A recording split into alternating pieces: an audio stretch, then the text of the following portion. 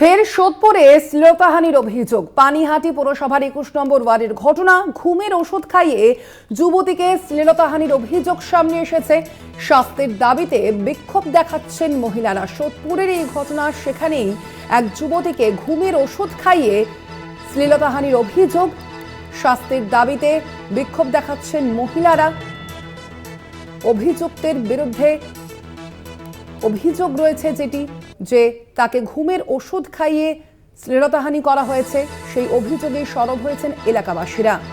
এলাকার মহিলা তার শাস্তির দাবিতে বিক্ষোভ চালাচ্ছেন।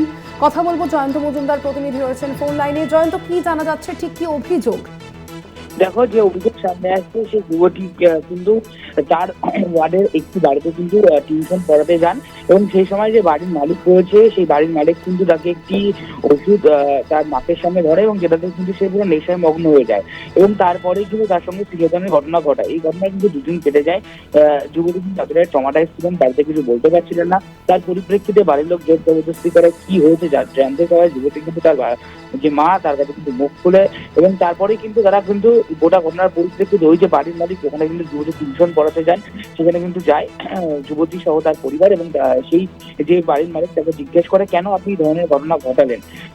তারপরেই কিন্তু দুই পক্ষের মধ্যে বচসা তৈরি হয়, এবং তারপরে কিন্তু সেই বচসা থেকে হাতাহাতির পর্যায়ে পৌঁছায়। তারপরে যুবতী এবং তার পরিবারের লোকেরা কিন্তু ভোলা থানার দ্বারস্থ হয়, এবং তারা একটি এফআইআর দায়ের করে ভোলা থানায়। এবং এই ঘটনার পরিপ্রেক্ষিতে কিন্তু তথ্য প্রকাশ শুরু করেছে পুলিশ।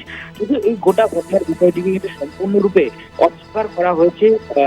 ভোলা থানা যে মূল অভিযুক্ত বাড়ির মালিক, তার তরফ থেকে কিন্তু সম্পূর্ণভাবে এই অভিযোগকে কিন্তু অস্বীকার করে দেওয়া হবে। তিনি বলেছেন, কার্যকর ধরনের কোনো ঘটনাই ঘটেনি, তাকে ফাঁসানো হচ্ছে।